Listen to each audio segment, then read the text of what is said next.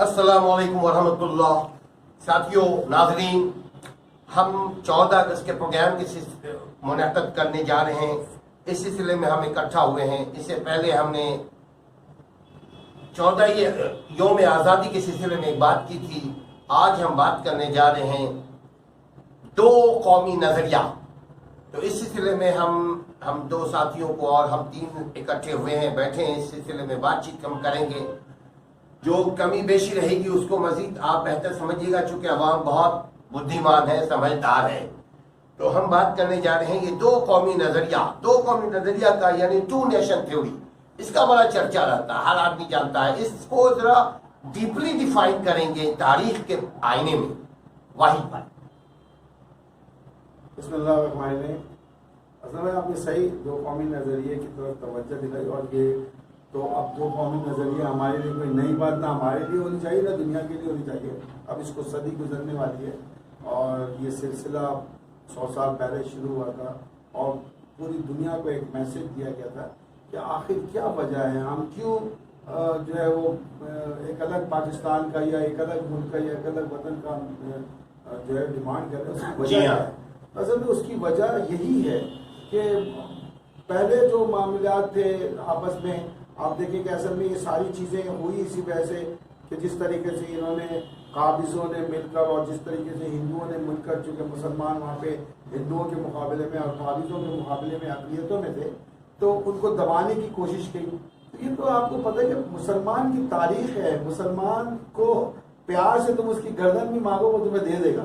لیکن اگر آپ پوری حضرت آدم علیہ السلام سے لے کر ابھی تک کی تاریخ پہ آتے ہیں تو آپ دیکھیں گے کہ مسلمان کو آپ زبردستی نہیں دبا سکتے، چاہے وہ اکیلا وہ اپنے آخری لمحات تک جو ہے نا اپنی بقا کی جنگ لڑتا ہے. جی ہاں. تو جب انہوں نے دبانے کی کوشش کی، حالانکہ آپ کو پتہ ہے کہ اس سے پہلے اسٹارٹ یہ ہوا تھا کہ ہم کسی طریقے سے متحدہ ہندوستان میں رہ کر معاملات کو صحیح کریں، یعنی ہندو مسلم مل کر رہے ہیں. انگریز کو یہاں سے، قابضوں کو یہاں سے نکالا جائے، مل کر مل کر رہے ہیں. کوشش تو یہی ہوئی، لیکن وہاں پہ نظر یہی آیا کہ ایسا ممکن نہیں ہے ہندوؤں کے درمیان، کیونکہ ایک جنگ میں غداری ہو چکی تھی، ہندوؤں نے غداری کر دی، تو یہ ممکن نہیں تھا. اس کے علاوہ بھی جو وہاں پہ ہندوؤں کا طریقہ کار تھا، چونکہ جیسے اس سے پہلے پروگرام میں ہوا تھا کہ بھائی تو مسلمانوں سے حکومت دی گئی تھی نا، تو ان کے دونوں کے دشمن یا ٹارگیٹ جو تھے وہ تو مسلمان ہی تھے. لہٰذا وہ کہتے ہیں اس اصول کے تحت کہ دشمن کا دوست، وہ ایک اصول ہے نا،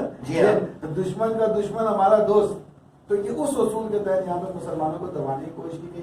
یہ اپنے نیچر، اپنے فطرت، اپنی مذہبی دینی تعلیمات کے مطابق یہ دبنے والے لوگ نہیں تھے. جب انہوں نے یہ دیکھا کہ ایسا ہو رہا ہے تو پھر انہوں نے ایک آواز بلند کی، اور وہ آواز یہی تھی کہ ہم اس ملک میں، اس بر صغیر میں دو قومیں مل کر اکٹھا نہیں رہ سکتی جن کے کلچر، مذہب، سیاست، معاشرت، دین، ہر طرح کا فرق ہے.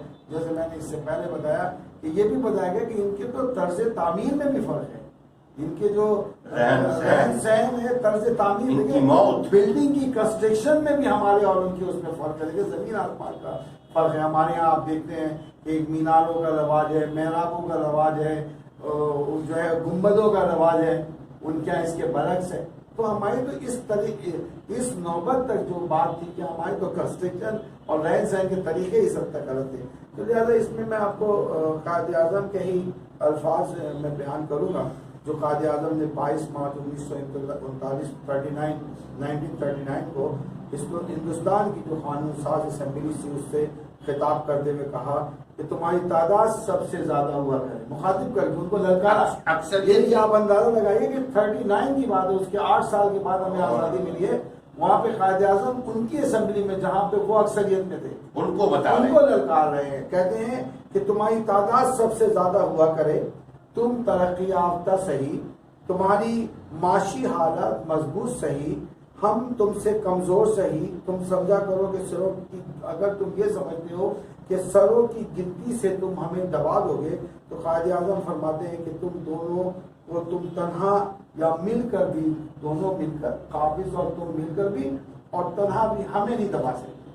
لہذا مسلمانوں نے یہ فیصلہ کر لیا ہے کہ ہمارے نور ایمان کو آزمایا نہ جائے، ہمارے نور ایمان کو آزمایا نہ جائے. یہ قائد اعظم کے الفاظ ہیں، جن کو لوگ کہتے ہیں نا، آگے آپ بات کر رہے ہیں، بات آئے گی، جن کو لوگ کہتے ہیں یہ قائد اعظم کہہ رہے ہیں کہ ہمارے نور ایمان کو اندازہ ہے، اور یہ 39 کی بات ہے، 8 سال 9 سال پہلے کی بات ہے، اور قائد اعظم یہ کہہ رہے ہیں کہ اس کو آزمایا نہ جائے۔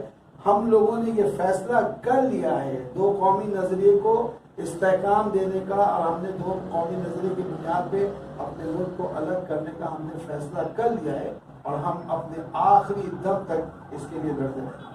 یہ تو فیصلہ 39 میں ہو گیا تھا۔ اسی طریقے سے اگر میں آپ کو ایک اور ایگزامپل دیتا ہوں 1940 کی، جو مسلم یونیورسٹی علی گڑھ کے طلباء سے خطاب کرتے ہوئے قائد اعظم فرما رہے ہیں، انہوں نے کہا کہ سمجھے کہ مسلمان محض اقلیت ہیں جن پر ہندو اکثریت کو حکومت کرنی چاہیے، وہ یہ سمجھتے ہیں، لیکن مسلمان کسی اعتبار سے بھی یورپی ملکوں کی اقلیتوں کی طرح اقلیت نہیں ہے۔ یورپ کے ممالک کے لوگوں کی طرح اقلیت نہیں ہے، اقلیت نہیں ہے، جیسا کہ اس سے پہلے انہوں نے کہا کہ ہمارے نور ایمان کو نہ آزمایا جائے، اسی طریقے سے ہمیں دنیا کی دوسرے قوموں کے مقابلے کی اقلیت نہ سمجھا جائے، ہم اس لیول کی اقلیت نہیں ہیں، دوسروں کی طرح ہمیں نہ سمجھا جائے۔ اور قطعی طور پر وہ یہ کہ ہم کسی طرح اقلیت، ایسی اقلیت نہیں ہے، ہم ایک علیحدہ ممتاز قوم ہے، اور ہمارا ایک نظم العین ہے، ہم کوئی ایسا نظام حکومت قبول نہیں کر سکتے جس کی روح سے غیر مسلم اکثریت مسلمانوں پر حاوی ہو جائے۔ قائد اعظم کے الفاظ ہیں، ہر لفظ میں دین، مذہب اور اسلام جھلک، یعنی بانی پاکستان کے الفاظ ہیں، یہ الفاظ ہیں، اور ہر لفظ میں دین، مذہب اور اسلام جو ہے وہ جھلک رہا ہے، یہ چھپانے والی بات نہیں ہے، یہ بالکل واضح طور پہ دو قومی نظریہ تھا کہ ہندو اور مسلمان ایک ساتھ نہیں رہ سکتے۔ سبحان اللہ۔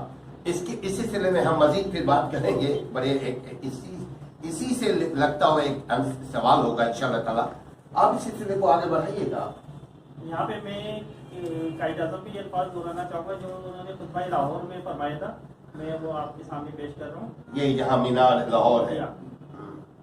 ہندو اور مسلمان دو مختلف مذہبی فلسفوں سے تعلق رکھتے ہیں، ان کے معاشرتی رواج الگ الگ ہیں اور ان کا ادب الگ الگ ہے، یہ ایک دوسرے کے ساتھ کھانا نہیں کھاتے، سچ پوچھو تو یہ دو مختلف تہذیبوں کے ساتھ تعلق رکھتے ہیں، اور تہذیبیں بھی ایسی ہیں کہ سوچ کا انداز ایک دوسرے سے بالکل مختلف ہے، زندگی کے بارے میں ہندوؤں اور مسلمانوں کے خیالات اور تصورات الگ الگ ہیں، پھر یہ بات بھی واضح ہے کہ یہ روشنی حاصل کرتے ہیں تو تاریخ کے دو مختلف سرچشموں سے، ان کی رزمیہ داستانیں الگ الگ ہیں، ہیرو الگ ہیں، قابل فخر تاریخی کارنامے الگ ہیں، اکثر اوقات جسے ایک قوم ہیرو مانتی ہے اسے دوسری قوم دشمن جانتی ہے، جسے ایک قوم جیت مانتی ہے اسے دوسری قوم ہار سمجھتی ہے، بس ان کی تاریخیں الگ الگ ہیں۔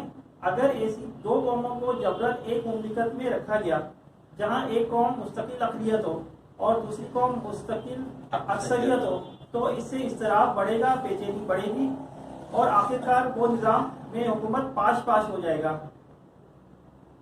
جو ان دونوں کو یکجا رکھنا چاہیے۔ قوم کی کوئی بھی تعریف کیجیے، اس کے مطابق مسلمان الگ الگ قومیں، مسلمان ایک الگ قوم ہے، اس لیے انہیں حق حاصل ہے کہ اپنا الگ وطن بنائے، اپنے علاقے الگ کرنے اور اپنی الگ مملکت بنائے۔ قائد اعظم کی اس تقریب سے یہ بات واضح ہو جاتی ہے کہ مسلمان اور ہندو دو الگ الگ قومیں، اور یہی وجہ تھی کہ جو قیام پاکستان کی بنیاد بنی، جس کی بیسس پہ تحریک شروع ہوئی، اللہ تعالیٰ کے فضل و کرم سے ہمیں یہ وطن حاصل ہوا۔ واحد بھائی، اس سلسلے کے ایک ضمنی کوشچن ہے، یہ اسلام یہ کہیں یہ جو بات ہو رہی ہوتی ہے کہ اسلام مسلمانوں کے لیے بنا پاکستان، تو اس کو تھوڑا سا یہ اسلام مسلمانوں کے لیے بنا پاکستان، اس کو تھوڑا سا ڈیفائن کریں گے آپ؟ اقلیت بھی تو ہے یہاں، ہمارے یہاں خوشحال ہے۔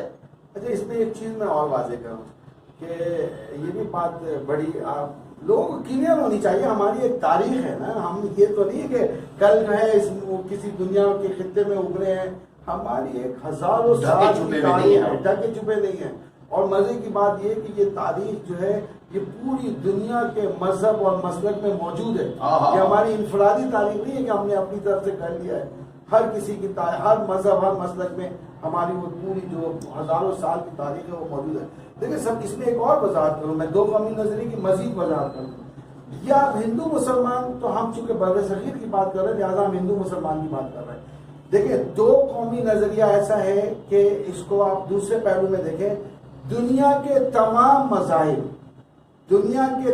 مذاہب ہندو، سکھ، عیسائی، جو بھی اور دوسرے ہیں، بت پرست اور آتش پرست اور جتنے بھی مذاہب ہیں، دو قومی نظریے کی ایک ڈیفینیشن یہ بھی ہے اور یہ قائد اعظم نے بھی بیان کی اور یہی ہمارا دین بھی بیان کرتا ہے.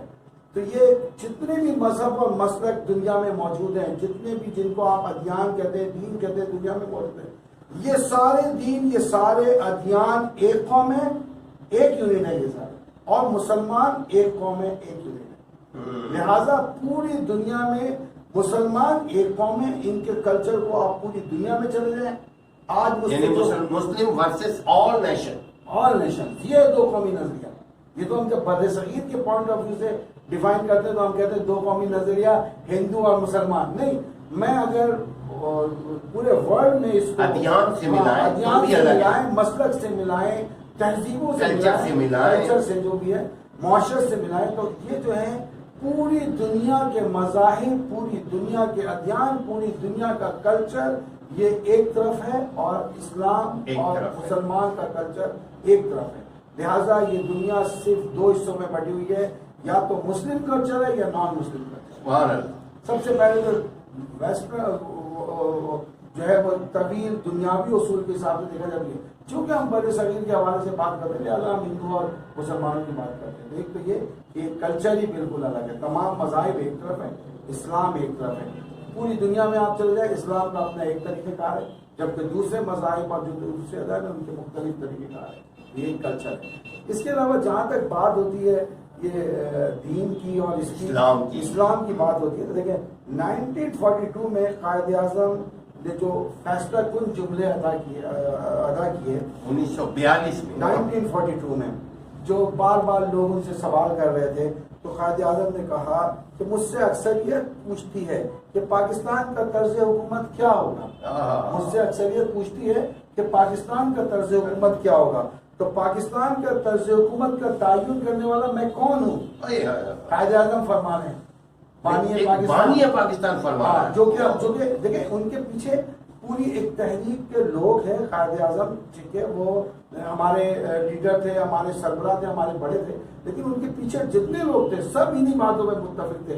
کہتے ہیں کہ لوگ مجھ سے پوچھتے ہیں کہ جی اس کا جو ہے مسلک اور اس کا دین اور اس کا قانون کیا ہوگا. تو انہوں نے کہا کہ لوگ مجھ سے یہ کیوں پوچھتے ہیں کہ پاکستان کا طرز حکومت کا کیا ہوگی اور میں اس کا تعین کرنے والا کون ہوں. اس طرز حکومت کا تعین تو 1300 سال پہلے کیا جا چکا ہے.